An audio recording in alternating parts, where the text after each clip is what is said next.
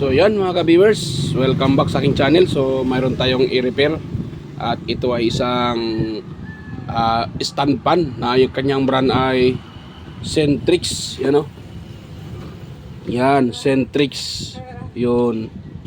So ang problema nito mga ka-viewers ay nangangamoy sunog. Yan. So dinala sa atin, ipaparepair na may-ari, no? So nung tinitest ko siya, wala na, sira na itong kanyang motor mga ka-viewers. Yan.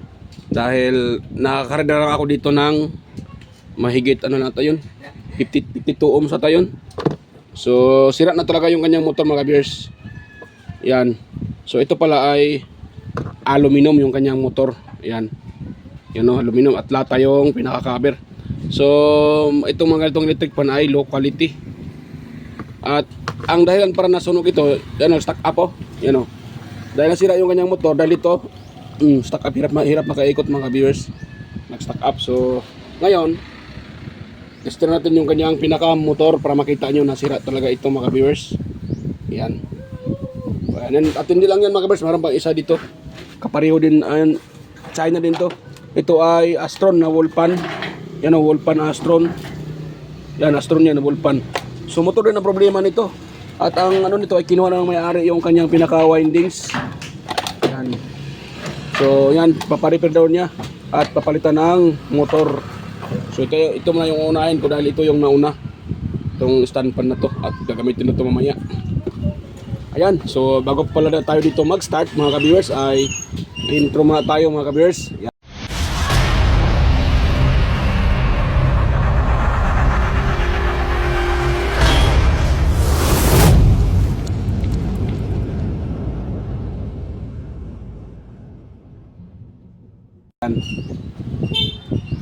So yan, so dito tayo sa pagtitest ng motor ng kanyang motor para makita nyo na sira talaga yung kanyang pinaka-motor. Yun. Yun. So kuha tayo ng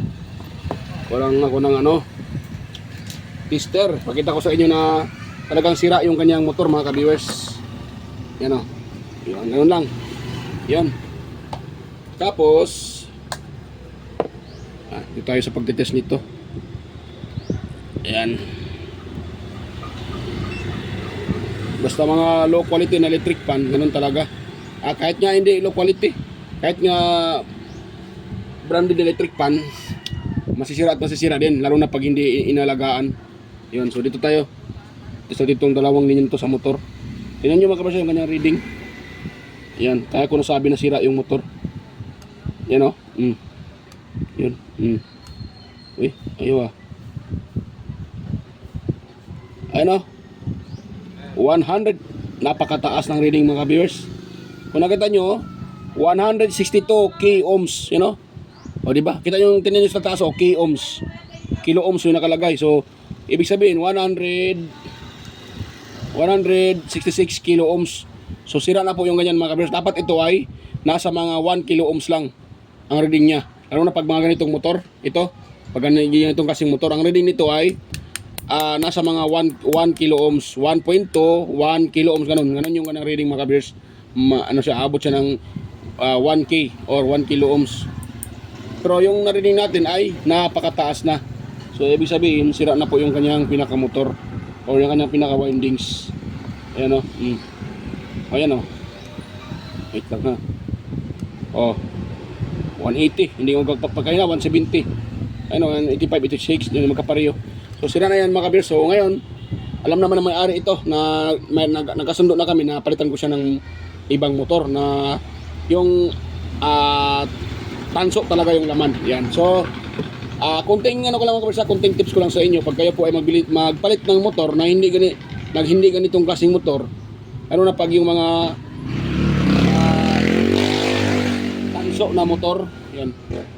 So pag magpalit kayo ng ganung motor, ito kasi yung ipalit ko dyan. Dapat, yung dito magkasing pareho. Hindi man magkasing haba, pero dapat ganyan yan. Di ba? Magsing pareho lang sila. Dito. Kasi pag ito ay masyadong maiksi din, so mahirapan kayong ilagay itong motor. So ito ay, mga kabers, galing sa Duel. Galing ito sa Duel na motor. Ng Duel na brand. pag dual kasi or yung anong tawag dyan, yung home, at home ba yun? At home. Ganito ang ginagamit nila na ano, ganito yung ginagamit nila na kapasitor sa at home at dual. Ang kadalasan talaga yan, or at home, yan, or MSA, yung MSA. Na, ano, ito doon ginagamit nila na ano, kapasitor mga ka-viewers. Yung pabilog yung sa ano, you know, sa bandang dito. Yan. At matitibay ditong klaseng kapasitor ganito. So yan. So yung salpak natin dito mga ka-viewers sa motor na to. Yan. Tapos tara natin higpitan. Pakita ko sa inyo. Ito. Ito natin dito. Atin mo na siyang wait lang. Na. Masyadong na ano. Natin siyang tulak pababa para mag-lock itong ano. At ang ginawa ko dito mga kabisa, binawasan ko konti itong kanyang ano, lagayan ng pivot pin. Ito, wait lang ha. Pakita ko sa inyo. Yun. Ay, mahatak pa, kulang pa mga viewers. Wait lang muna, hirap mag ano. Hirap mag ano tapos mag-video. Wait lang muna, diyan ko muna ilagay. Napakahirap mga viewers. Tapos ko muna sandali pala. Yan. So yan. So tapos ko nang maano mga viewers, mga ilagay ito. So ito pala ay kita niyo no. Yan, binawasan ko yan. Pakita ko sa inyo, yan oh. O di ba? Medyo pataas ito konti, binawasan ko para itong stopper ng kanyang pivot pin. Ayan, maglock dito. Ayan, mga ano dito. Yan. So ito na, oh, yan oh. Hindi na mahatak mga viewers. Yan oh, di ba? Ganoon lang. So ito, i-wiring ko muna dito mga kabisa. Wiring ko siya dito. Hirap kasi mag-wiring na andito to eh. Ayan, tanggalin na natin para mabidyoan ko at makita nyo rin kung paano yan i-wiring. Yan, baba natin itong ano na to. Yan. So baba ko lang yan para makita nyo yung wiring nito. Ito mga kabisa. Yun. Yan oh. Dahil mahirap hindi mabidyoan pag doon sa stand. Yan, akin muna itong lagyan ng lock. Hindi tayo mahirapan. Iwan ko kung iikot ba ito dahil hindi ito sa kanya sa isa yung motor. So yan ako na lang ito mamaya kung sakaling hindi siya iikot yung pagganong ba. Yan. So hindi ito mag-oscillate. So mamaya i-adjust ko lang ito. Hindi kasi ito sa kanya Wala nang problema yan, adjust lang natin. Yan. So ngayon dito lang tayo sa pag-wiring. So ang common nito, orange ito. Ito orange ito or parang ibang pagka-orange Parang pula na ano. So yan yung niya, common niya. So ito namang sa dito, ito banda. Ito yung sa speed niya, 1 2 3. So kuha tayo ng tester para makita nyo kung paano talaga wiring yan mga viewers. Yan, hindi pa pala ako nakapagpainit ng pagbuwang na soldering lead mga viewers.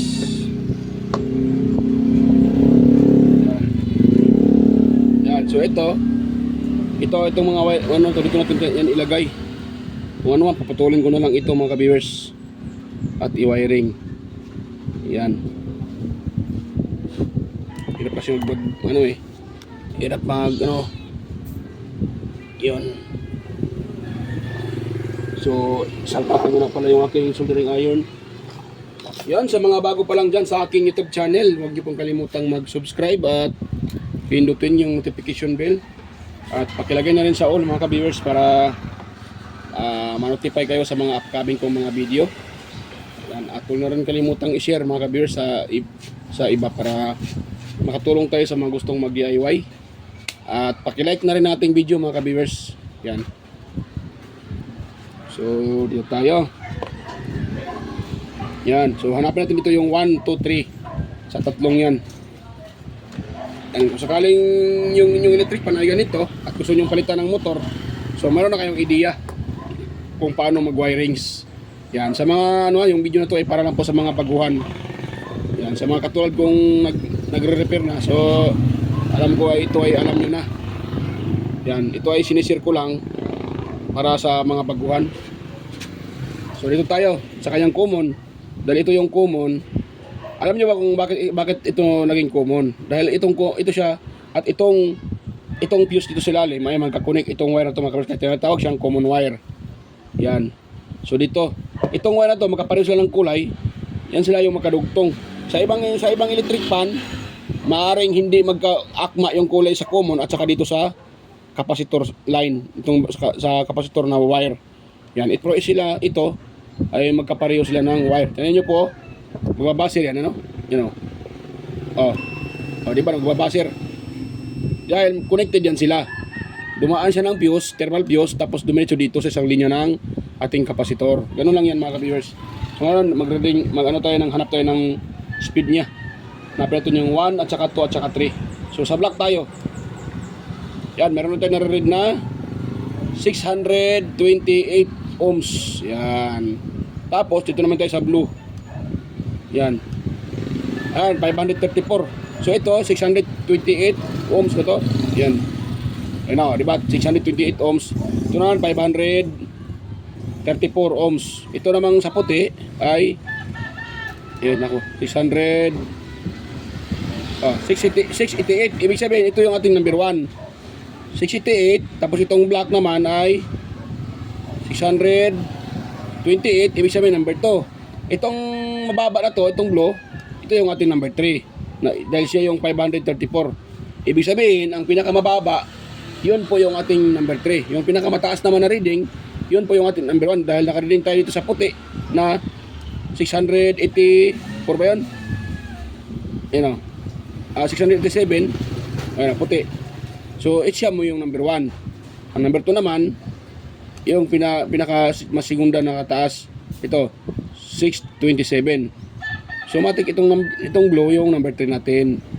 Diba? 533. Yun. So, ganun lang kadali mga ka-viewers ang tawag dyan, pag-test ng connection ng ating electric fan. Ayan. Sa mga hindi pa alam, ganun lang mga ka-viewers. Ayan. So ito, anong na tayo dito? Mag-wiring tayo dito mga ka-viewers. Ito. Ayan. So dito naman tayo sa switch. Hanapan din natin dito yung 1, 2, 3. So dapat naka-off tayo dyan mga ka-viewers. Dapat yung switch yung naka-off muna. Ganun no? Wait lang ha. Ayan, naka-off siya. So dahil naka-off yan, ngayon dito tayo magte-test. Itong sa line to ng ating, itong line to kasi galing sa power cord, dito yan dumiretso sa ating switch. Yan. So ngayon, wait lang, i-open natin. Tingnan natin kung may connection ba yan. Dapat walang connection lahat yan. 1, 2, 3. O mayroon. So i-open natin. Wala siya dito. Wala din. Meron mataas, pero hindi yan. Wala. So dito tayo sa kabila. Wala. So maaaring yan po ang kanyang off mga ka-viewers. Yan. O diba? Off yan. So number 1 natin. Yan. Yan yung number 1 niya. So hanapin natin dito kung saan yung number 1. Ito wala. Sa blue. Yon.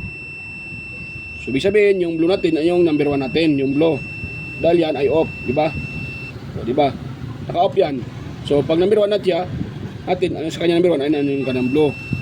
Dahil dito hindi naman tumutunog yan diyan, wala, di ba? Wala oh. Oh, 0. Ito naman sa kabila, wala din yan. Ibig sabihin automatic yung kulay blue yung ating number 1. Dapat naka-off ha, naka-off muna yung inyong ang switch. Yan ganyan, katulad yan naka-off. Dapat i-test niya, dapat sa tatlong connection na yan, dapat walang magbabaser dyan. Ibig sabihin, off yan. Ngayon, pitin nyo siya ng isang beses, gano'n no? Yan. So, hanapin nyo na yung number 1 dyan. Dito ba? Dito wala, di ba? Sa puti, wala din. Sa blue, yan o. Yan o. Yan o. Dapat magbabaser siya mga kabisa.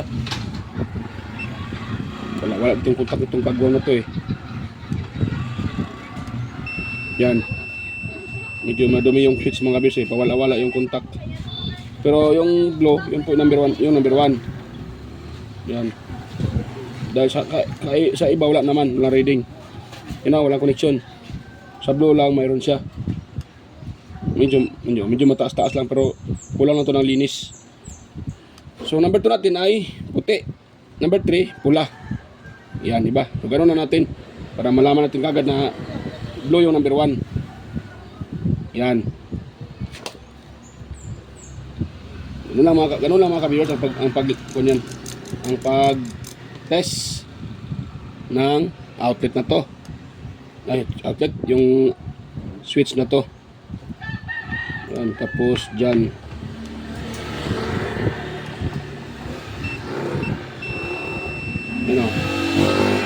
yun, tapos ito number 2 wala so linisan ko na ito mga kabisa, pawala-wala yung kontak. Meron pala siya hindi lang masyadong na tamaan. Ito number 3. Yan. So doon muna kayo mga kabisa, akin muna itong linisan para maganda yung kanyang contact. Yan. So mag-wiring tayo dito mga ka-viewers. So itong blow, ito yung ating number 1. So tatanggalin natin yung ano na yan, yung kulay blow. Atin yung tatanggalin mga ka-viewers. Yan, dahil diyan tayo maglalagay ng wirings. So na yun. Yan, tapos yung one natin dito ay puti. Wait lang muna. Ano yung sa uli mga viewers, para ano tayo sigurado. Sige po. Yan. So yung ating puti ay 686 ohms. Hindi kita. Yan. Yan 686 yung puti. Yung black naman ay hirap mga ka-viewers, 822. Yung blue natin ay yung blue ay reading niya ay 529. So puti number 1, yung black yung ating number 2 mga ka-viewers. So huwag tayo atin siyang i-wirings dito. Palimutan ko mga ka-viewers ayun. Diba? So yun tayo. Ito na yung kanyang switch. So yung tinanggal ko kanina, dito tayo maglalagay. Dito yung kulay blue kanina. Yan. Yan tayo maglagay.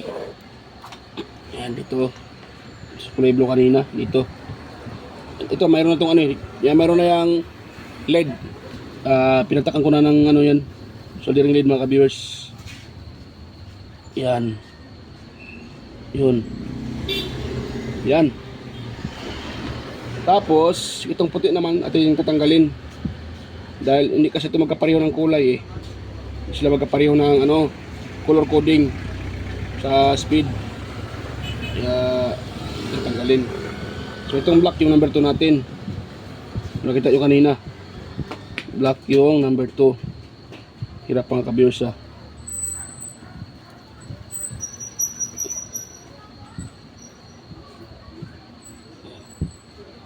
Yun. Ay, natanggal. Hinila ko kasi.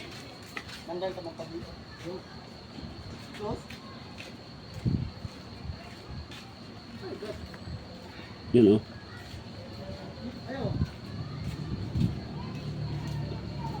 Yan. Yun. Tigas na yan. Tapos ito naman parang pink. So atin yan tatanggalin yan mga ka-viewers.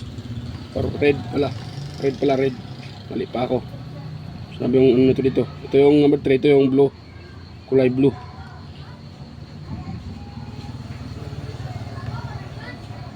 Ilap mga ka-viewers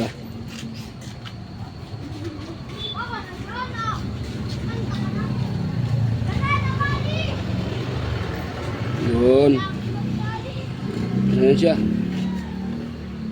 Yan. So dahil nailagay natin yan, ayan, ang sunod na natin i-install mga ka-viewers. Yan. Yan, So akin mo na i-install mga ka-viewers dito. Ilagay ko muna yan dito, dito, ilagay ko yan dito. Hindi ko na ipakita sa inyo. Yan, ilagay lang naman dyan. Pakita ko na pagtapos na. So yan. So yan mga ka-viewers, tapos ko na ma-symbol yung kanyang motor. Yan o, tapos ko na ma-symbol. At yung kanyang ilisi, pinalitan ko ng ibang ilisi dahil itong ilisi niya ay nagbabibrate yan. Yan, itong itim na to. Nagbabibrate siya. Kung magano'n-ganon napakalambot kasi ng kanyang ilisi. So kaya ito yung inilagay ko na ilisi. Yan. So baka pati grills niyan ay hindi ko na gagamitin. At palitan ko rin siya ng ibang grills. Yan. Dahil kung nakita nyo, mas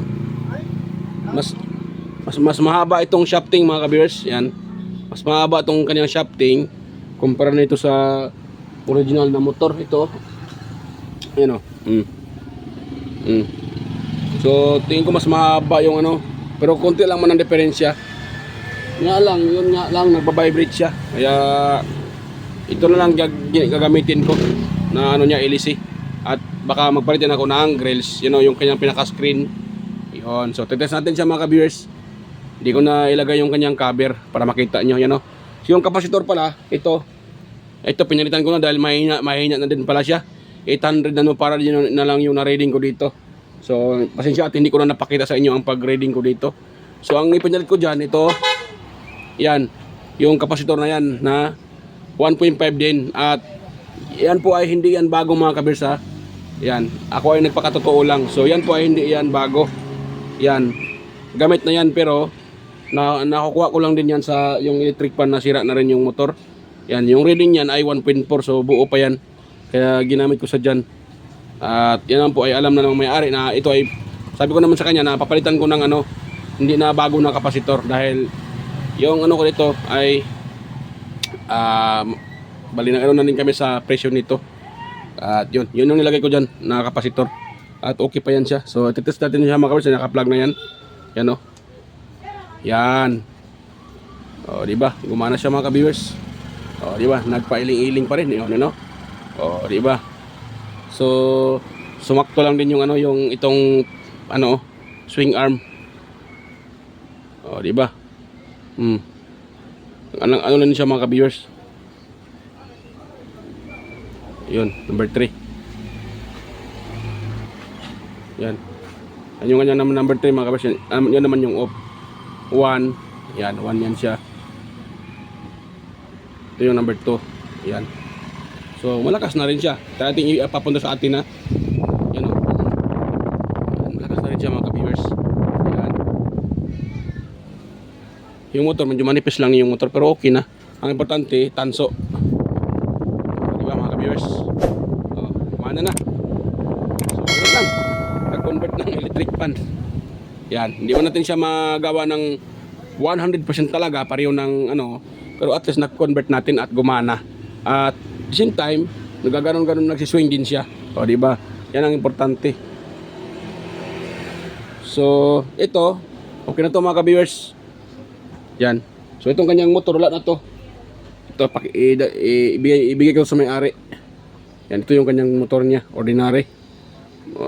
Pangit itong klaseng motor. Dahil yung brand kasi niyan ay Sintrix. Yan, Sintrix po ang brand niyan mga ka-viewers. Kaya ganyan yung kanyang motor. Nagamit. Yan. So okay na yan. Ang importante, na-convert natin ng motor at gumana na. At saka tanso yung nilagyan natin na windings o yung kanyang pinaka stator. So yan, hanggang dito lang po yung aking video mga ka-viewers. Sana po mayroon kayong nakuhang kunting ideya, at kung sa tingin nyo ay mayroon kayong nakuhang kunting ideya, so sana wag nyo kalimutang i-subscribe yung aking YouTube channel at pinutin yung notification bell at ilagay sa all mga ka-viewers. At higit sa lahat, wag nyo kalimutang i-share sa iba para makatulong tayo sa mga gustong mag DIY. At nga pala, mega love shoutout sa inyong lahat mga ka-viewers, sa mga silent viewers dyan, organic viewers, sa inyong lahat mga ka-viewers. At ako po ay taos puso nagpapasalamat sa inyong lahat, sa inyong walang sawang suporta sa aking at panonood sa aking mga upload. So yan, mega love shoutout sa inyong lahat, at lalong-lalo na sa aking mga kapwa tech vloggers at sa mga kapwa ko mga content creator. So mega love shoutout sa inyong lahat mga lods, mga idol. At sa inyong lahat mga ka-viewers, yan, mega love shoutout. At salamat. So hanggang dito lang po mga ka-viewers. At nga pala, kunting hiling lang mga ka-viewers, sana wag yung i-skip yung mga ads na lumalabas sa aking mga upload. Dahil yan po ay malaki na rin po yung tulong sa aking, sa akin mga ka-viewers bilang isang content creator. Or yan, malaking tulong na rin yan mga ka-viewers. At sana po wag yung i-skip yung mga ads. At yan lang po yung aking kunting hiling. At salamat sa inyo mga ka-viewers. At bye-bye po. At tayo magkita-kita ulit sa aking next na mga upload. Ayan, bye-bye mga ka-viewers. Bye-bye po. At God bless us all po.